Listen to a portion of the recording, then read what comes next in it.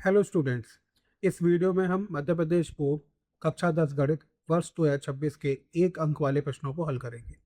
आप सभी को ज्ञात होगा कि आपके बोर्ड प्रश्न पत्र में एक अंक वाले 5 प्रकार के प्रश्न पूछे जाते हैं, जो कि ये हैं: सही जोड़ी मिलाइए, रिक्त स्थानों की पूर्ति, एक शब्द वाक्य में उत्तर, सत्य या असत्य कथन और सही विकल्प चुनिए। वर्ष 2026 में जो प्रश्न आपसे पूछे गए थे वो ये थे। इस वीडियो में हम इन सभी का हल देखेंगे। तो चलिए हम शुरुआत करते हैं प्रश्न संख्या 1 से। प्रश्न 1 है हमारे पास, सही जोड़े मिलाइए। यहाँ पर हमें दो स्तंभ दे रखे और उनमें हमें सही जोड़े का मिलान करना है। तो यहाँ पे पहला प्रश्न है हमारे पास, अंडर रूट के अंदर 1 माइनस साइन स्क्वायर थीटा। अब आप सभी जानते हैं, अगर हम लिखते हैं 1 माइनस साइन स्क्वायर थीटा, तो 1 माइनस साइन स्क्वायर थीटा का सूत्र क्या होता है? Cos square theta. तो इसकी जगह हम क्या लिख सकते हैं? Cos square theta. अब अगर हम कॉस स्क्वायर थीटा को बाहर लेंगे वर्गमूल से, तो यहाँ पर ये कितना बन जाएगा हमारे पास? कॉस थीटा बन जाएगा। तो इसका उत्तर क्या हो गया हमारे पास? कॉस थीटा हो गया। देखिए कॉस थीटा कहाँ पर है? बी वाले पार्ट में। तो पहले का उत्तर क्या हो गया हमारे पास? बी हो गया। इतना आप लोगों को समझ में आ गया। चलिए अगले पर चलते हैं। दूसरा प्रश्न है हमारे पास, सेक थीटा गुणा कोसेक कॉस थीटा। अब देखिए यहाँ पर हमें क्या दे रखा है? हमें दे रखा है सेक थीटा गुणा कॉस थीटा। अब हम सब जानते हैं कि सेक थीटा का मान कितना होता है? 1/cos theta. गुणा यहाँ पे क्या आ जाएगा? Cos theta. कॉस थीटा से कॉस थीटा कट जाएगा तो उसका मान कितना आ जाएगा हमारे पास? 1 आ जाएगा। अब 1 कहाँ पर लिख रहा है? ई पर। तो इसका जो उत्तर है वो क्या हो जाएगा? ई हो जाएगा। तो सेकंड का क्या हो जाएगा हमारे पास? ई हो जाएगा। थर्ड वाले पर चलिए। थर्ड वाला हमसे कह रहा है cos 30। cos 30 का मान आपको याद होगा, cos 30 का मान कितना होता है? √3। तो cos 30 का मान बच्चों जो होता है वो होता है √3। तो हम इसको √3 से जोड़ देंगे तो इसका मान कितना हो जाएगा? √3। तो इसका सही उत्तर हो जाएगा एफ वाला। इतनी बात आप लोगों को समझ में आ गई। चलिए अगले पर चलते हैं। अगला क्या है हमारे पास? शंकु का आयतन। अब हम सभी को इसका सूत्र याद होना चाहिए कि शंकु के आयतन का सूत्र क्या होता है। शंकु के आयतन का सूत्र बच्चों होता है 1/3 pi R square H. 1/3 pi R square H, ये वाला। तो इसका उत्तर क्या हो जाएगा? सी हो जाएगा। इतनी बात आप लोगों को समझ में आ गई। चलिए अब आगे बढ़ते हैं। आगे हमारे पास दे रखा है बेलन का आयतन। अब बेलन का आयतन कितना होता है? पाई आर स्क्वायर एच। तो पाई आर स्क्वायर एच ये वाला मान हो गया। तो इसका उत्तर क्या हो जाएगा? ये हो जाएगा। ठीक है, अब हमारे पास आखिरी बचा है। आखिरी क्या है हमारे पास? देखिए, अर्धगोले का आयतन। तो यहाँ भी हमारे पास एक ही बचा है, डी। 2/3 pi are cube. तो ये हमारे पास अर्धगोले का क्या हो जाएगा? आयतन हो जाएगा। तो इसका उत्तर क्या हो जाएगा हमारे पास? डी हो जाएगा। इतनी बात समझ में आ गई। ये आपके पहले प्रश्न का हल हो गया। चलिए हम दूसरे नंबर के प्रश्न पर चलते हैं। दूसरा प्रश्न है, प्रत्येक का एक शब्द वाक्य में उत्तर दीजिए। यहाँ पर हमें कथन दिया गया है और हमें प्रश्न दिया गया है, इसका उत्तर हमें एक शब्द या वाक्य में लिखना है। ठीक है, अब देखिए इसका पहला प्रश्न क्या है? द्विघात समीकरण ax² plus bx plus C बराबर 0। यहाँ पर हमें एक द्विघात समीकरण दे रखा है ax² plus bx plus C बराबर 0। तो हमें इसका क्या लिखना है? विविध कर का सूत्र लिखना है। तो विविध कर का सूत्र आप सभी जानते हैं कितना होता है? b² minus 4ac। ठीक है, तो विविध कर को हम किससे दिखाते हैं? d से दर्शाते हैं। तो यहाँ पर हमने लिख दिया d बराबर b² माइनस 4ac। ये सूत्र पूछा गया था, आपको सीधा सीधा आंसर लिखना है। चलिए अगले प्रश्न पर चलते हैं। अगला प्रश्न वो कह रहा है, प्रथम n घन पूर्णांकों का योग ज्ञात करने का सूत्र लिखिए। अब देखिए प्रथम n घन पूर्णांक, प्रथम n घन पूर्णांक कौन से होंगे? पहले तो हमें ये लिखने हैं। देखिए अब हमें पता है कि घन पूर्णांक कहाँ से चालू होते हैं? 1 से चालू होते हैं। तो प्रथम n घन पूर्णांक हो गए हमारे पास 1, 2, 3, 4, 5, इसी तरीके से आगे बढ़ते चले जाएंगे। अब हमें क्या निकालना है? इनका योग निकालना है। योग का मतलब ये हो गया कि हमें 1 + 2 + 3 + 4 ऐसे करके इन सब का क्या निकालना है? n तक योग निकालना है। क्योंकि ये n घन पूर्णांक है तो n तक जाएगा, तो हमें इसका योग निकालना है। अब हम यहाँ पे देखेंगे कि ये समांतर श्रेणी बन रही है, एक एपी बन रही है समांतर श्रेणी। क्योंकि यहाँ पर दो लगातार जो पद हैं उनके बीच का अंतर कितना है? एक है। सार्वंतर यहाँ पे कितना हो गया? 1 हो गया। तो हम यहाँ पर समांतर श्रेणी के योग का सूत्र लिख देंगे। समांतर श्रेणी के योग का सूत्र क्या होता है? n + 1/2। समांतर श्रेणी में अगर हमारे पास n पद हैं तो उनके योग का सूत्र क्या होगा? n + 1/2। तो यही हमारा यहाँ पर सूत्र निकल कर आ जाएगा। इतनी बात आप लोगों को समझ में आ गई। चलिए अब अगले प्रश्न पर चलते हैं। ठीक है, इसका थर्ड पार्ट। थर्ड वो हमसे क्या कह रहा है, मूल बिंदु और बिंदु 3,4 के बीच की दूरी ज्ञात करनी है हमें। ठीक है, अब देखिए हमें मूल बिंदु, यहाँ पर अगर हम एक रेखा ले लें तो यहाँ पर हम ये मान लेंगे कि एक बिंदु यहाँ पे मूल बिंदु पर है।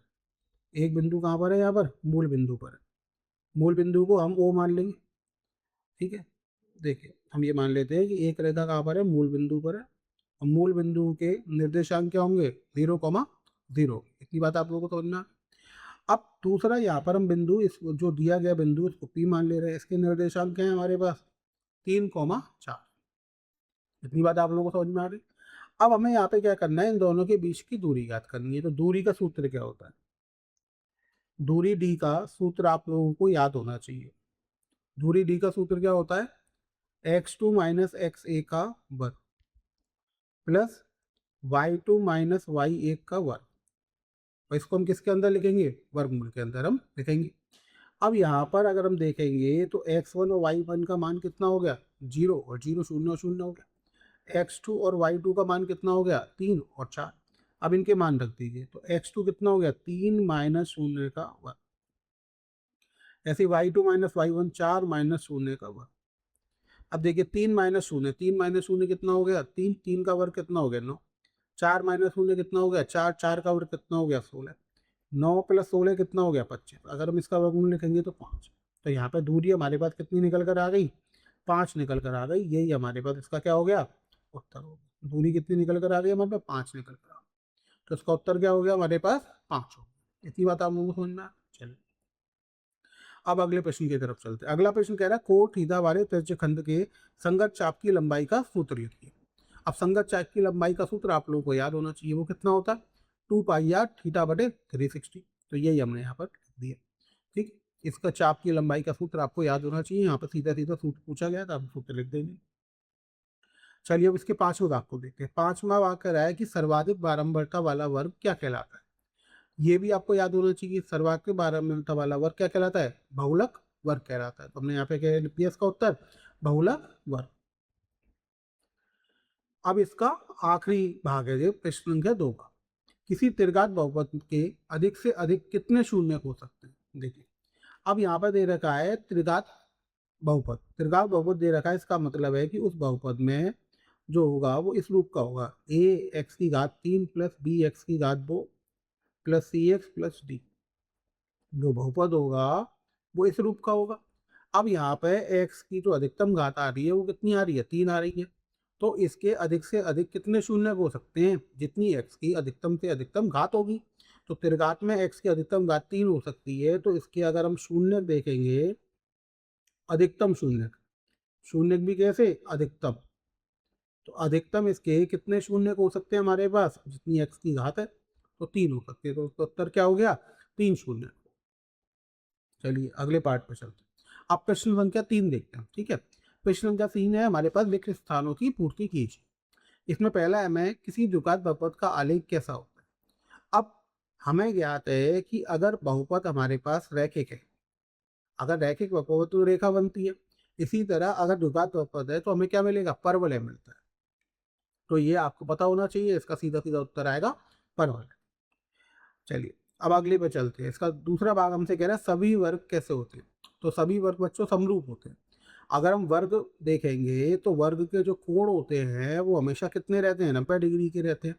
अगर हम उनको किसी भी, जैसे आपने उसकी जो भुजा है उसकी लंबाई 1 ले लो, 2 ले लो, 3 ले लो, अगर आप वर्ग बनाओगे तो वो हमेशा उसके जो कोण आएंगे वो कितने आएंगे, 90 डिग्री के आएंगे। जब कोण हमेशा बराबर रहेंगे और उनकी जो भुजाओं का अनुपात है वो ही बराबर रहेगा, तो हम कैसे कह सकते हैं कि, हम कह सकते हैं यहाँ पे कि वर्ग कैसे होंगे, समरूप होंगे। तो सभी वर्ग आपस में कैसे होते हैं, समरूप होते हैं। चलिए इसका तीसरा भाग हमसे क्या कह रहा है, समांतर श्रेणियों में दे रखी है, इसका सार्वत्र हमें ज्ञात करना है। अब देखिए जो श्रेणियों में दे रखी है वो है 12, 7, 2, -3 ऐसे। अगर हम इसके पहले पद को A1 ले लें, दूसरे पद को A2, तीसरे पद को A3, चौथे पद को A4, तो ऐसे बन जाएगा। अब हमें यहाँ पे क्या ज्ञात करना है बच्चों, सारवंतर ज्ञात करना है। अब सारवंतर का सूत्र क्या होता है हमारे पास, दो जो लगातार आने वाले पद है उनके बीच का अंतर ले लेते हैं। तो a2 माइनस a1 कर लेते हैं यहाँ पे, 7 माइनस 12, 7 में से 12 जाएगा तो कितना बचेगा, माइनस का 5। तो ये हमारे पास इसका क्या निकल कर आ गया, सारवंतर निकल कर आ गया श्रेणी का माइनस का 5। चलिए अगले भाग में चलते हैं। अगला भाग कह रहा है एक असंभव घटना की प्रायिकता डैश होती है। अब असंभव घटना यानी जो कभी घटित नहीं हो सकती, जब घटना घटित ही नहीं हो सकती तो उसकी प्रायिकता कितनी होगी, 0 होगी। तो उसका उत्तर क्या हो जाएगा, 0 हो जाएगा। चलिए अगले भाग पर चलते हैं। अगला भाग हमसे कह रहा है किसी वृत्त की स्पर्श रेखा उसे डैश बिंदुओं पर प्रतिच्छेद करती है। अब हमें पता है कि अगर हम किसी भी वृत्त पर स्पर्श रेखा खींचें तो वो उसको कितने बिंदुओं पर स्पर्श करेगी, सिर्फ एक बिंदु पर। मान लीजिए कि ये एक वृत्त है, अब उस पर हम स्पर्श रेखा देख रहे हैं, स्पर्श रेखा बनाते हैं, ठीक है। अब देखिए अगर हम स्पर्श रेखा बनाएंगे तो यही रेखा बनेगी। तो अब जब ये रेखा बनेगी तो ये इसको कितने बिंदु पे स्पर्श करेगी, एक बिंदु पे। कितने बिंदु पे स्पर्श करेगी, एक बिंदु पे। तो इसका उत्तर क्या हो जाएगा, 1 हो जाएगा। चलिए अब इसके आखिरी भाग पर चलते हैं, प्रश्न संख्या 3 का आखिरी भाग। वो हमसे क्या कह रहा है, एक रैखिक समीकरण योग जिसका कोई हल नहीं होता। अब देखिए रैखिक समीकरण 2 प्रकार के होते हैं, एक जिनका हल होता है, जिनका क्या होता है, हल होता है, और दूसरे होते हैं जिनका हल नहीं होता है।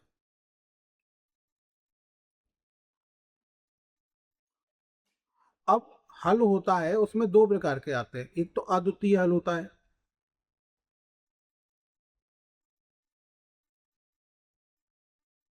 और दूसरा होता है अनंत हल होते हैं। 2 निकलते हैं हल वालों में, एक तो अद्वितीय हल यानी एक ही हल होगा, एक अनंत हल होंगे। हल नहीं होता है तो कोई हल नहीं होता है। तो उनको हम क्या कहते हैं, देखिए जब हल होता है, रैखिक समीकरणों का हल होता है तो उनको हम कहते हैं संगत रैखिक समीकरण योग, और जब हल नहीं होता है तो उसको हम कहते हैं असंगत रैखिक समीकरण योग। इतनी बात आपको समझ में आई? तो यहाँ पे वो हमसे कह रहा है कि हल नहीं है, तो वो कैसे हो जाएंगे, असंगत रैखिक समीकरण युग्म हो जाएंगे। इसका उत्तर हो जाएगा हमारे पास असंगत। समझ में आ गया आप लोगों को? चलिए अब अगले प्रश्न पर चलते हैं, प्रश्न संख्या 4। प्रश्न संख्या 4 हमसे कह रही है सत्य या असत्य लिखिए। यहाँ हमें यहाँ पर कथन दे रखे और हमें ये बताना है कि दिया गया का जो कथन है वो सत्य है या फिर असत्य। इतनी बात आप लोगों को समझ में आ गई? ठीक। अब पहला कथन हमसे क्या कह रहा है बच्चों, पहला कथन कह रहा है हमसे यदि रेखाएं समांतर हैं तो उसके अपरिमित रूप से अनेक हल होंगे। अब देखिए रेखाएं कैसी हैं बच्चों, समांतर है। जैसे एक रेखा हमने ये ले ली, एक हमने इसके समांतर रेखा ये बता। अब रेखा अगर समांतर है तो उनके बीच की दूरी जो है वो बराबर होगी। जैसे इसके बीच की दूरी यहाँ डी है तो यहाँ भी डी हो। अब ये रेखाएं कभी जाके मिलेंगी, कभी नहीं मिलेंगी। जब कभी नहीं मिलेंगी तो उनका कोई हल होगा, नहीं होगा। वहां पे क्या दे रखा है, अनेक हल होंगे। तो ये बात सही है या गलत है, ये बात कैसी हो गई, गलत हो गई। तो इसका उत्तर क्या हो जाएगा, असत्य हो। अगले भाग पर चलते हैं। अगला भाग कह रहा है हमसे द्विघात समीकरण A X square plus B X plus C बराबर 0, जहां पर ए का मान 0 के बराबर नहीं है, कोई वास्तविक मूल नहीं होते यदि बी स्क्वायर माइनस 4ac का मान जो है वो 0 से बड़ा हो, यानी 0 से बड़ा हो।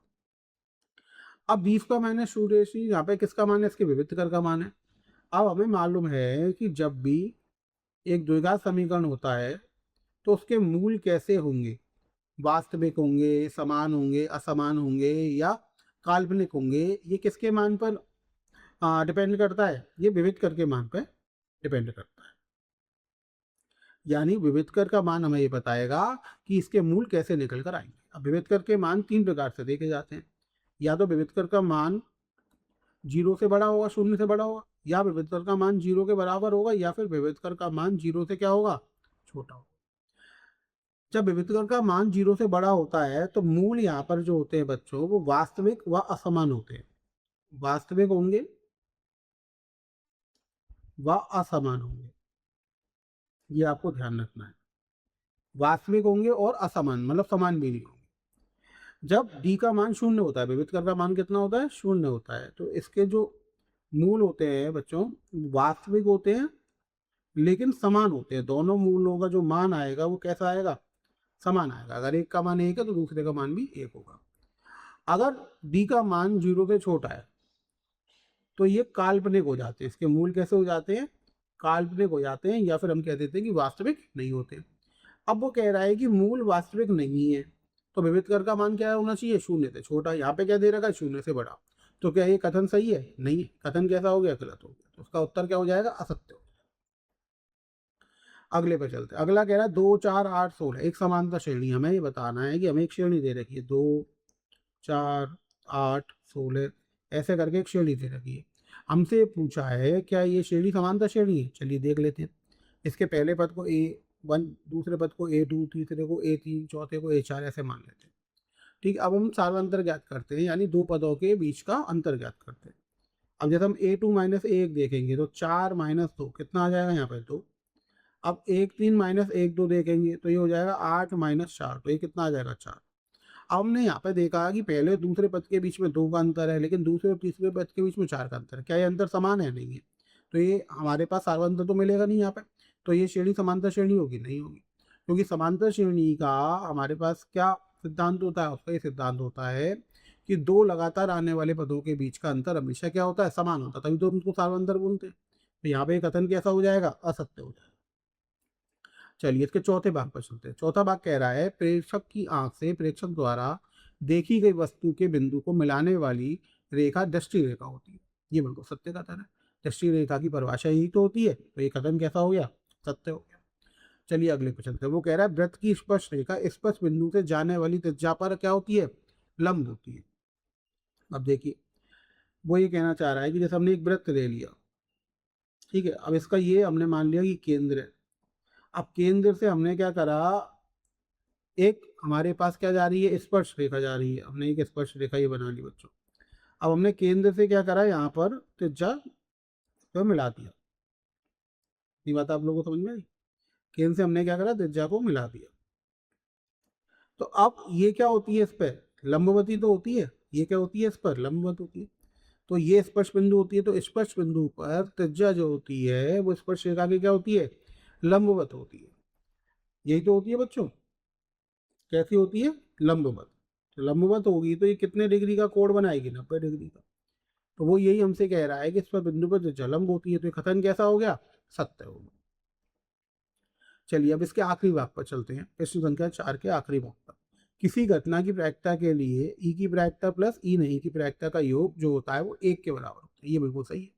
अगर हम कोई घटना ई ले लेते हैं तो उसकी प्रायिकता और ई नहीं की प्रायिकता का योग हमेशा कितना मिलता है? 1 मिलता है। तो ये कथन कैसा हो गया बच्चों? सत्य। चलिए अब 5वें प्रश्न पर चलते हैं। जो 1 अंक वाले आपके प्रश्न आए थे उसमें 5वां प्रश्न अंतिम प्रश्न था, तो इस पर चलते हैं। अब इसके भाग देखते हैं। इसका पहला भाग, पहला भाग क्या कह रहा है? 6 और 15 का एलसीएम हमें ज्ञात करना है, लासा निकालना। देखिए अभाज्य गुणनखंड विधि का हम यहाँ पे क्या करेंगे? प्रयोग करेंगे। तो सबसे पहले हम 6 के अभाज्य गुणनखंड लिख लेते हैं। 6 के कितने हो जाएंगे बच्चों? 2 गुणा 3 को निकालने की जरूरत है नहीं, तो आप ऐसे ही लिख सकते हैं। 15 के कितने हो जाएंगे? 3 गुणा 5।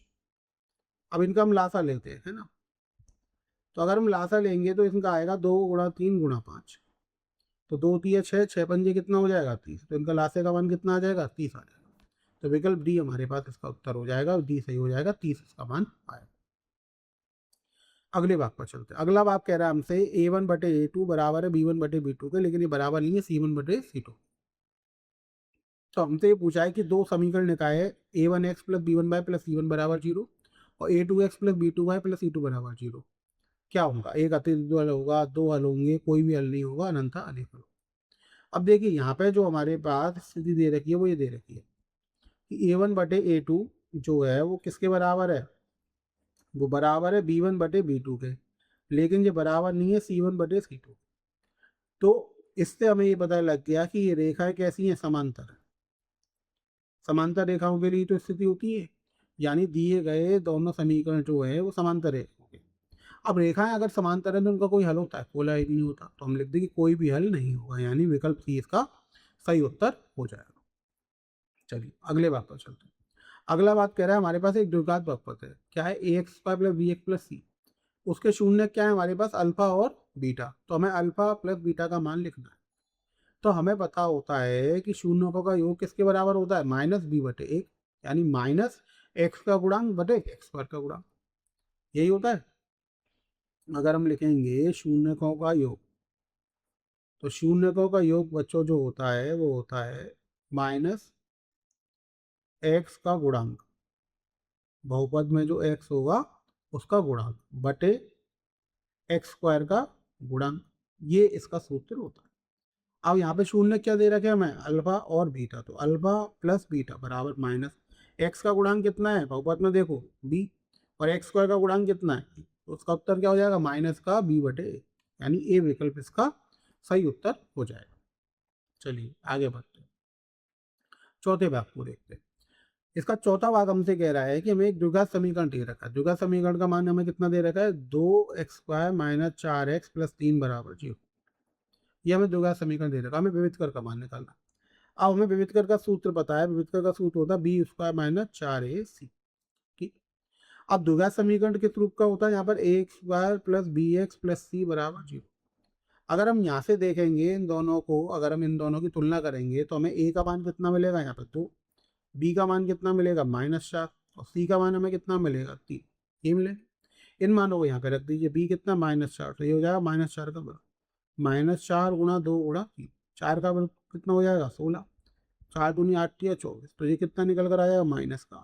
इसका उत्तर हमारे पास कितना निकल कर आएगा -8। इसके विविधकर का मान हो जाएगा -8, यानी बी विकल्प इसका सही हो।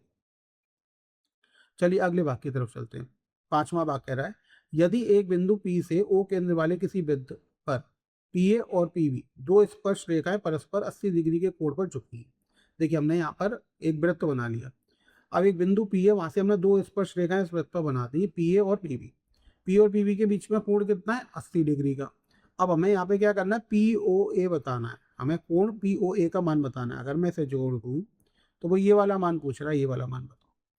अभी देखो हमने पहले पढ़ा हुआ था कि स्पर्श बिंदु पर स्पर्श रेखा जो है त्रिज्या पर लंब होती है। हमने पढ़ा था अभी कि स्पर्श बिंदु पर त्रिज्या जो होती है वो स्पर्श रेखा पर क्या होती है, लंब होती है। तो यहाँ पर दो रेखाएं हमारे पास, स्पर्श रेखा P और PB, तो इसका स्पर्श बिंदु A है और इसका स्पर्श बिंदु कितनी है B, तो इन दोनों के मान कितने हो जाएंगे 90 डिग्री और 90 डिग्री, क्योंकि ये लंब। इसका मान हमारे पास 80 डिग्री है। चतुर्भुज है, चतुर्भुज के अंतःकोणों का योग कितना होता है 360। अब ये दोनों अगर 180 हो गए तो इन दोनों का योग भी कितना होगा 180। तो हम यहाँ पे कह सकते हैं कि एंगल AOB का मान प्लस एंगल APB का मान किसके बराबर होगा 180 डिग्री के बराबर होगा। तो यहाँ से हम कह सकते हैं कि एंगल AOB का मान जो होगा वो 180 डिग्री माइनस 80 डिग्री के बराबर होगा, क्योंकि एंगल APB का मान कितना यहाँ पे हमें दे रखा है 80 डिग्री। तो एंगल AO का मान हमारे पास कितना आ गया, AOB का मान 100 डिग्री आ गया, यानी ये पूरा मान जो है वो हमारे पास कितना आ गया 100 डिग्री आ गया। इतनी बात आप लोगों को समझना है। अब हमें जो निकालना है, हमें जो कोण निकालना है वो POA निकालना है, ये वाला। ठीक है, तो चलिए अब इसको हल करते हैं। देखिए यहाँ पर हमने इसको थोड़ा सा बड़ा बना लिया, आपको अच्छे से समझ में आ जाएगा। सारी चीजें वैसे ही लिखी हुई है। अब देखिए, अब यहाँ पे दो त्रिभुज बनने हैं, एक तो बनना है त्रिभुज POA, ये बनना है, और दूसरा त्रिभुज जो हमारे पास बनना है वो क्या बनना है, वो बनना है त्रिभुज POB, यही बनना है। अब इन दोनों त्रिभुजों में देखिए कि अगर हम देखें तो OA बराबर होगा OB के, OA बराबर होगा OB के, क्यों होगा, क्योंकि ये दोनों वृत्त की त्रिज्याएं हैं, त्रिज्याएं आपस में हमेशा बराबर होती हैं। OP बराबर होगा OP के, क्यों होगा, क्योंकि ये दोनों में कैसी है, दोनों में शामिल है ना। हम इसको कह सकते हैं कि कॉमन है, दोनों में कॉमन रेखा यही है। POA में भी आ रही है त्रिभुज में, POB में भी आ रही है। इसके बाद हम ये कह सकते हैं कि PA का मान PB के बराबर होगा, क्यों होगा, क्योंकि हमने ये पढ़ रखी है पर में, क्या पढ़ रखी है कि जब भी हम किसी बाहरी बिंदु से वृत्त पर दो स्पर्श रेखा खींचते हैं तो उनकी लंबाइयां कैसी होती हैं, बराबर होती हैं। अब इस त्रिभुज में POA में POB में तीनों रेखाएं बराबर हो गई, तीनों रेखाएं क्या हो गई, बराबर हो गई। तो ऐसे ऐसे सर्वांगता से हम कह सकते हैं कि दोनों त्रिभुज कैसे होंगे, सर्वांगसम होंगे। अब सर्वांगसम होंगे तो हम ये लिख सकते हैं कि एंगल POA का मान जो होगा वो एंगल POB के बराबर हो, यही होगा।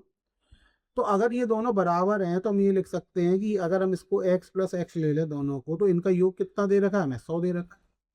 तो यहाँ से 2x का मान 100 आ गया, तो x का मान कितना आ गया 50 डिग्री आ गया। तो कोण POA का जो मान है वो कितना आ गया 50 डिग्री आ गया। यहाँ पे हमने क्या करा था बच्चों, यहाँ पे हमने क्या करा था, यहाँ पे हमने इसको भी x मान लिया तो इसको भी x मान लिया। तो अगर ये इनका मान x है, इसका मान भी x है, तो एक्स प्लस एक्स कितना हो जाएगा, 2x हो जाएगा। 2x बराबर 100 डिग्री हो गया, तो x का मान कितना आ गया, 50 डिग्री। तो उसका उत्तर क्या हो गया हमारे पास, 50 डिग्री।